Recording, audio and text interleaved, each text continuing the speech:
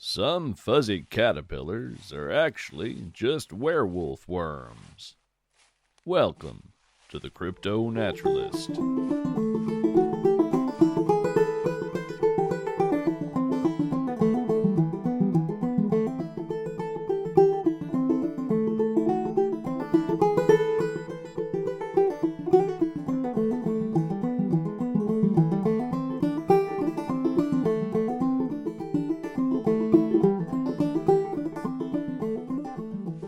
A lot of the work of a crypto-naturalist is about finding out things that few people know. Yet, some of our work is about what we do with the knowledge we've gained. Because some things, once known, require a bit of action. The action of this particular moment is trudging through a drought-crisp cornfield here on the front edge of October, with a parcel of story and a basket of oddments for the knothole man. Well, for a knothole man.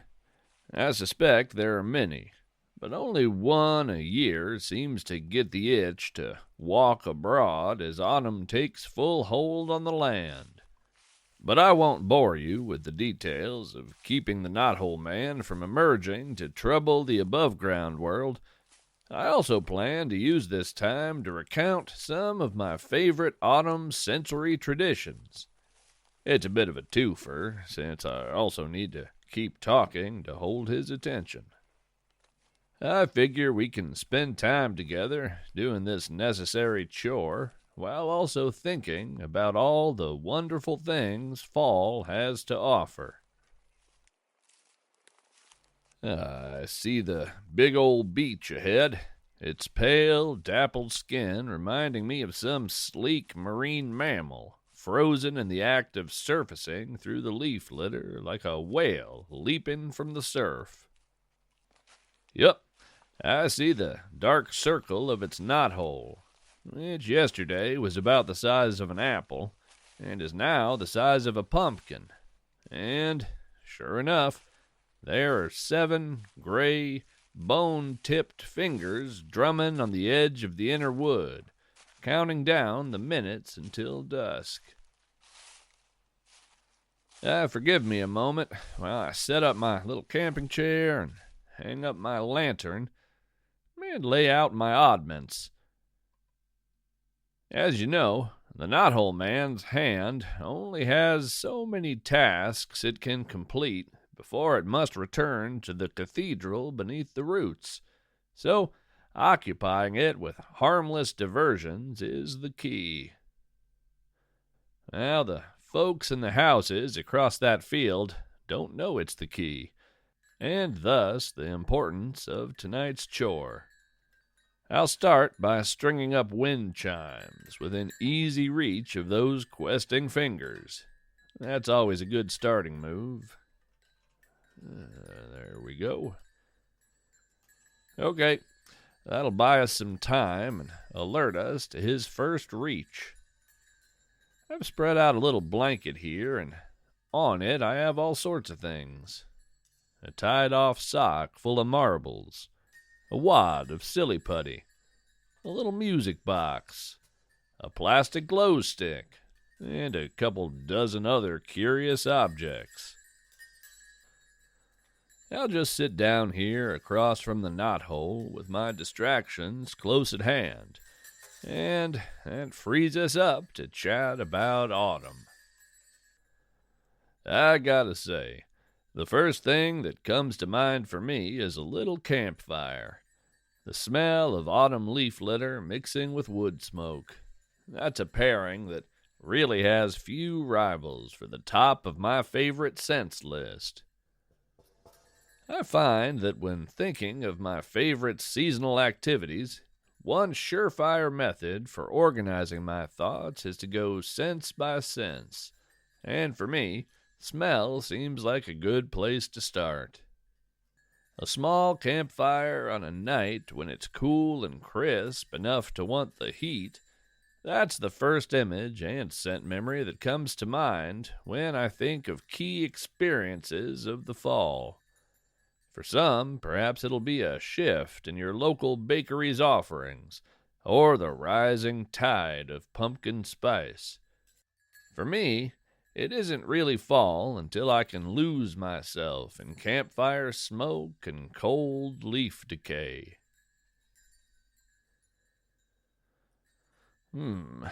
I guess true dusk is here.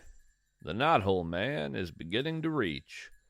Those long, questing fingers have found the wind chimes and are puzzling out the shape and sound of them, while 2, now 3 lengths of forearm have emerged from the tree, each separated by a knobby elbow. That arm will keep emerging, joint after joint, but that doesn't make much difference to us so long as we keep the hand interested in staying here. I found a long, forked stick. I'll just use that to hand oddments up to those gray fingers. No reason to get too close. Anyway, where were we? I suppose we can move on to sound. There are all sorts of wonderful sounds that are great seeds of autumn traditions. The rustle of leaves blowing down an old gravel road. Laughter from the cemetery. Somehow, coffee shop conversations seem to fit here too, though I struggle to explain why. I've got a hidden lore crystal here. That's a lovely autumn sound as well. As I hold it up to the last light of day, looks like there's a poem in this one. A poem by Harrison Hamm. Let's hear what it has to tell us. The Pedagogy of Fireflies. Fade into a simmer. After supper, before bed, the backyard stretches years into night country. August. It isn't quiet. No, the ground hums sticky, and I am unafraid in a way that I won't know again. Brother is excited too. The wheat and weeds outgrow us little monster men. We stomp, race, laugh, run into the empty field. I watch the barn. It watches me. We were friends, I think. Mason jars ready. I hunt as if father is watching, and this is the only sport I'm good at. Limbs like twigs and cotton fuzzies in my hair. Wilderness can be sweet too, I think. Ice cream bowls and dead deer. Yeah, I'm born for blood. The moon knows it too. I'm going, gone, a loose dandelion in the dark. I breathe God in. I breathe you out. This is how they dance. A flicker. Then another. Mother calls the eve late. I sweat. A harsh bark. The neighbour's bulldog is named Jellybean, and I hate him. Again, a flicker. No time to laugh. The barn grows bigger. Brown eyes, too. Now thunder. I hear centuries of cicadas at work under my skin. It burns, and so I sprint into a settled wait. So young.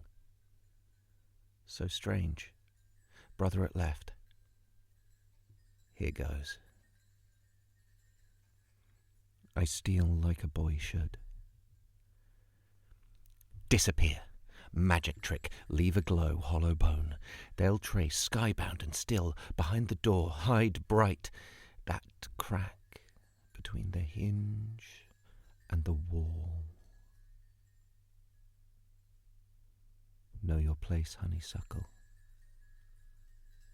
Growing pains. Body kindled into hot marmalade smoke. I run so fast I break from the ground, fluttering insectile and free, like a swarm of ghosts. Fireflies are a special kind of summer magic that here in October feel as mythic as any fairy tale wonder. Just lovely. All right. Using this long stick, I've handed the knothole man the wad of silly putty I brought, and the fingers are stretching and knitting it into a lattice work of shapes that look very much like words. Nice try, old fella. Not a chance I'm reading that. All the while, that gray arm just keeps coming. Sometimes faster, sometimes slower.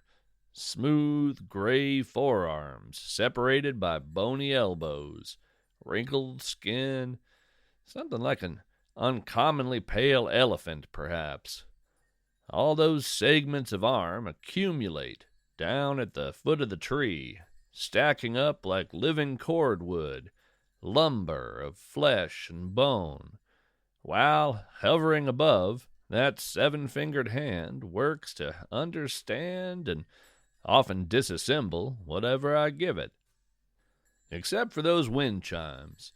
For some reason, he never tries to take apart the wind chimes. None of them ever have. You know, hidden lore aside, for sound, I think I have to go with Canadian geese taking flight. It sort of sounds like, well, hang on, I have it here in my front pocket. Yeah, it sounds like that. All those geese get very talkative as they scribble their V onto the sky, flying south to their winter homes and warmer weather. I suppose that's a northern North America sort of sound, which is my usual stomping grounds. It's lovely to think of the amazing diversity of autumn associations that no doubt exist across this great world. If you'd like to share your autumn sensory traditions with me, I would certainly be interested. Okay, that old knothole man is finished with his last distraction, turning that silly putty into a lacy, looping sheet of text that I will be squishing back into a ball as soon as I can. All right, and there.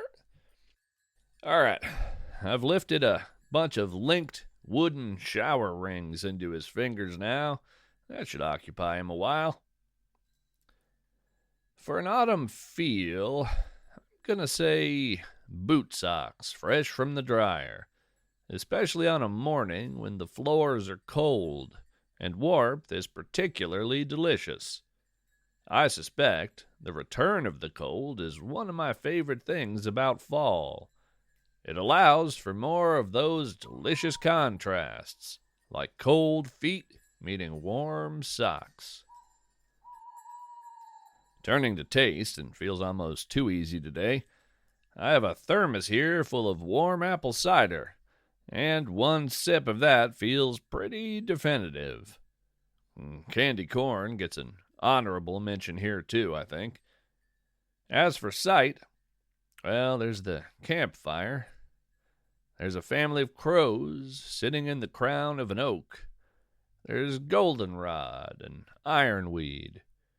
There's a white-tailed deer standing beside a rain-slicked brick street. And, well, there's the knothole man, looking inexplicable as the moon rises, reminding me that nature dreams, and some of those dreams are both lovely and disquieting. Autumn, like each of us, is many, many things. Well, I have quite a bit of night left here, and I think I may need to focus on the task at hand. So, until next time, we're all strange animals, so act like it.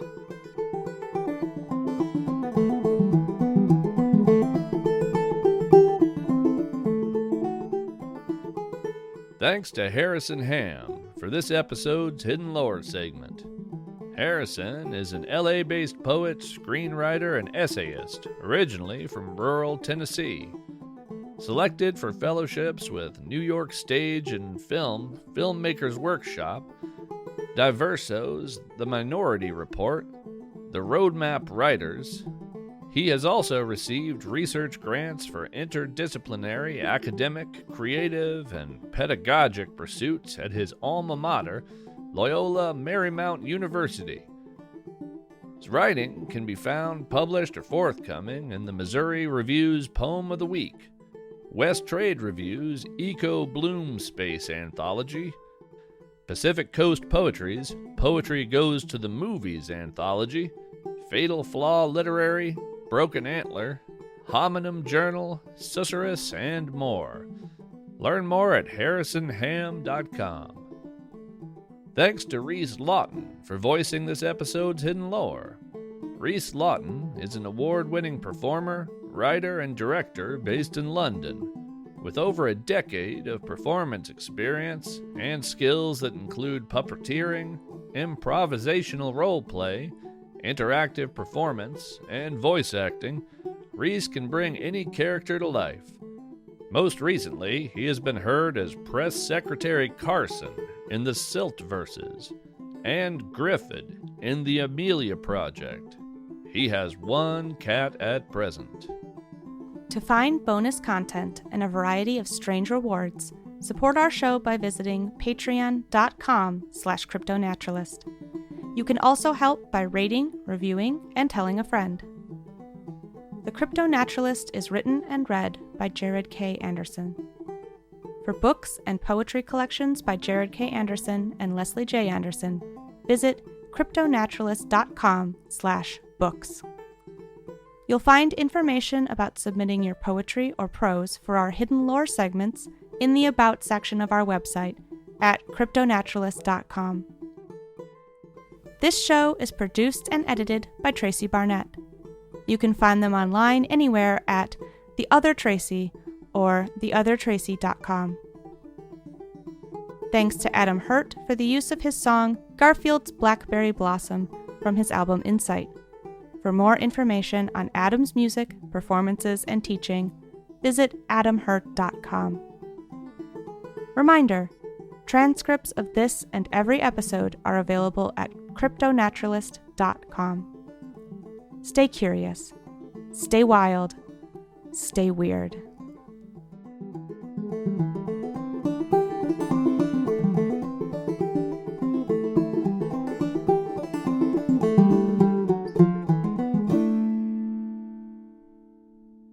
Postscript. If you ever need to distract a knothole man, bring more things than you think you'll need. Otherwise, well, you'll learn a very high-stakes version of paper, rock, scissors.